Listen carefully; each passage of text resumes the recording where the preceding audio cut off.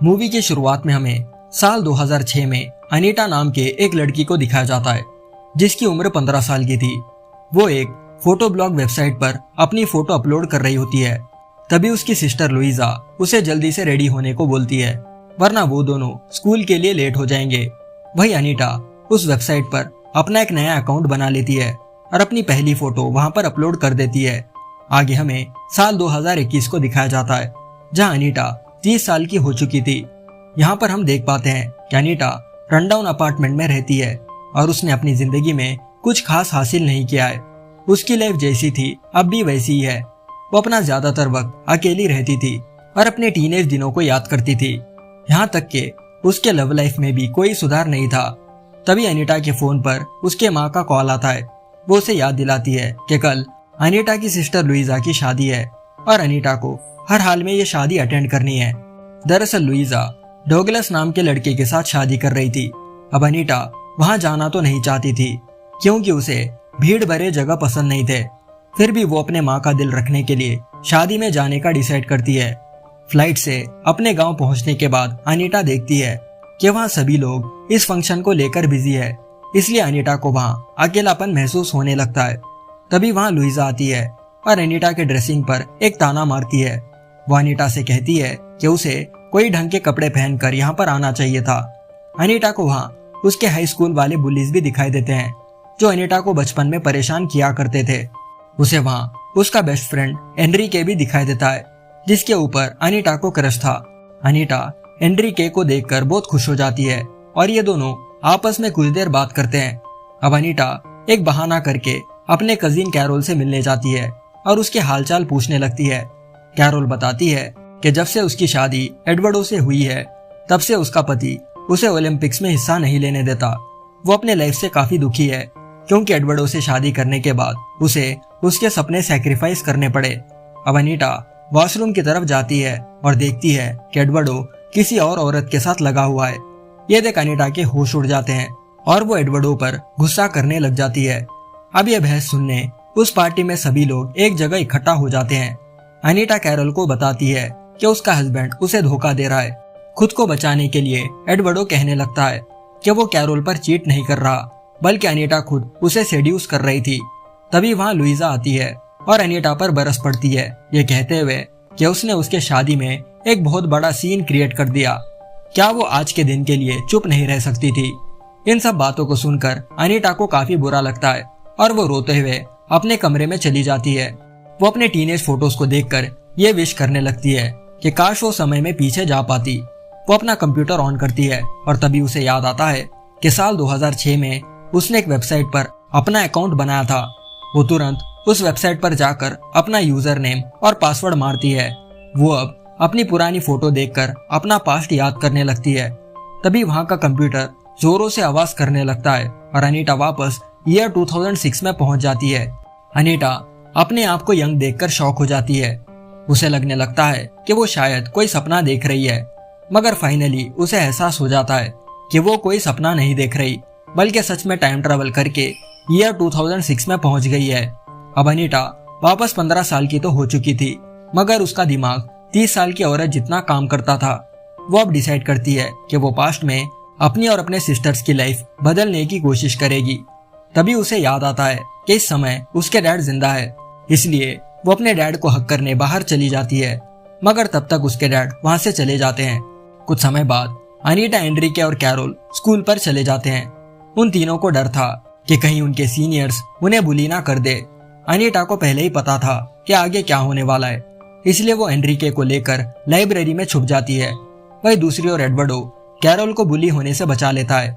यहाँ हम देख सकते हैं कि एडवर्डो कैरोल में इंटरेस्टेड है। दूसरी तरफ लाइब्रेरी में हम एनरिके को देखते हैं जो अनीटा को एक जैसा देख रहा होता है। यहाँ हमें पता चलता है कि एनरिके अनीटा को पसंद करता है, मगर उसके पास उतनी हिम्मत नहीं है कि वो अपनी दिल की बात अनीटा को बता सके। कुछ देर बाद उन दोनों को लाइब्रेरी में सीजर नाम का एक गे लड़का मिलता है। दरअसल सीजर अनीटा और एनरिके का सीनियर था और वो भी उन्हीं की तरह अपने सीनियर क्लासमेट से छुप रहा था क्योंकि वो लोग उसे भी बुली करते थे। वो तीनों अब खिड़की से देखते हैं और बाहर उन्हें कोई नजर नहीं आता, इसलिए ये तीनों लाइब्रेरी से बाहर आ जाते हैं। तभी उनके सामने उनके 3 सीनियर्स आ जाते हैं जिनका नाम एडवर्डो, फैब्रिशियो और होएल था। अब ये तीनों सीनियर्स अनीटा, सीजर और एनरिके को राउंड अप करके उन्हें बुली करने लग जाते हैं। मगर इस बार अनीटा चुप नहीं रहती, बल्कि अपने बुलिस को एक मुंहतोड़ जवाब देती है। वो अपने बुलिस से ये भी कहती है कि अगर उन्होंने अपना बर्ताव ठीक नहीं किया तो वो फ्यूचर में कुछ नहीं बन पाएंगे। ये सुन वहाँ के सभी स्टूडेंट्स अनीटा की जम के तारीफ करते हैं। स्कूल खत्म करने के बाद अनीटा और सीजर एक शॉप पर जाकर ईयर पियर्सिंग्स करवा लेते हैं और ये दोनों कुछ सेल्फीज भी लेते हैं। घर पहुंचने के बाद वो अपने फोटोज उस वेबसाइट पर अपलोड कर देती है। फोटोज अपलोड होते ही वो वापस ईयर 2021 में पहुंच जाती है। अनीटा देखती है कि अभी भी उसके कान पियर्स किए हुए हैं। तभी उसकी रूममेट कैमिला उसके पास आकर उससे बात करने लगती है। दरअसल कैमिला और कोई नहीं बल्कि सीजर ही है जिसने अपना लिंग परिवर्तन करवा लिया। यहाँ अनीटा को रियलाइज होता है कि पास्ट में थोड़ी सी चीजें चेंज करने से उसका फ्यूचर पूरी तरह बदल चुका है। कुछ समय बाद इन दोनों से मिलने होएल आता है जो इनका पड़ोसी था। दरअसल पास्ट में अनीटा के डांट लगाने से होएल सुधर गया था और इस बात के लिए वो आज भी अनीटा का शुक्रगुजार था। आगे कैमिला बताती है कि उसके इंस्टाग्राम पर लियोनार्ड नाम के एक लड़के का फ्रेंड रिक्वेस्ट आया है और लियोनार्ड पर उसे क्रश था। मगर कैमिला इस रिक्वेस्ट को रिजेक्ट कर देती है क्योंकि जब वो सीजर बन के स्कूल में जाया करती थी तो लियोनार्ड काफी भाव खाता था। वही अनीटा ये देखकर परेशान होती है कि पास्ट में छोटे मोटे बदलाव करने से उसका फ्यूचर पूरी तरह बदल गया है और वो अब एक अच्छी खासी जिंदगी बिता रही है। वो अब अपना लैपटॉप ऑन करती है और अपने पुराने फोटोज देखने का सोचती है कि तभी वो टाइम ट्रैवल करके साल 2006 में पहुंच जाती है। अनीटा को यहाँ रियलाइज होता है कि जिस वेबसाइट पर वो फोटोज अपलोड करती है वो एक टाइम ट्रैवल पोर्टल है जिसके जरिए वो समय में आगे या पीछे जा सकती है। अब अनीटा अपने स्कूल जाती है और डिसाइड करती है कि वो कैरोल को और एडवर्डो को दूर करेगी क्योंकि फ्यूचर में एडवर्डो कैरोल पर चीट करेगा। अब अनीटा को पता चलता है कि कैरोल और एडवर्डो डेट पर जाने वाले हैं।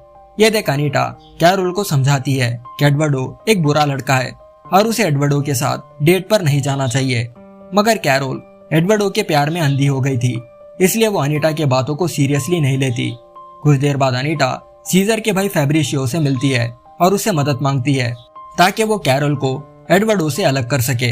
अब फैब्रिशियो एडवर्डो का क्लोज फ्रेंड था और उसे एडवर्डो के बारे में सब कुछ पता था। फैब्रिशियो कहता है कि वो उसकी मदद करने के लिए तो तैयार है मगर उसे उसकी बहन लुइजा में इंटरेस्ट है, इसलिए वो उसकी मदद लुइजा को इम्प्रेस करने में करे। आगे फैब्रिशियो एडवर्डो की सेटिंग एक लड़की से करवाता है और अब ये दोनों बाहर डेट पर जाने का प्लान बनाते हैं। इस प्लान के बारे में फैब्रिशियो अनीटा को बता देता है ताकि अनीटा कैरोल को लेकर वहां पर पहुंच सके और एडवर्डो के करतूतों को अपनी आंखों से देख सके।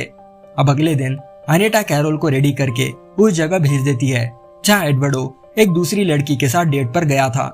जब कैरोल वहां पर पहुंचती है तो वो देखती है कि एडवर्डो किसी दूसरी लड़की को किस कर रहा है। ये देखकर कैरोल को काफी बुरा लगता है और वो भागने जाकर एक कार के सामने आ जाती है और उसका एक्सीडेंट हो जाता है। अब हॉस्पिटल पर कैरोल को एहसास होता है कि उसका हाथ फ्रैक्चर होने की वजह से वो स्कूल के हैंड गेम चैंपियनशिप में हिस्सा नहीं ले सकती। वही एनरिके और लुइस भी कैरोल को देखने हॉस्पिटल पर आ जाते हैं और उसे हिम्मत देने लगते हैं। अब कैरोल अनीटा से पूछती है कि उसे कैसे पता चला कि एडवर्डो उसके साथ चीट कर रहा है।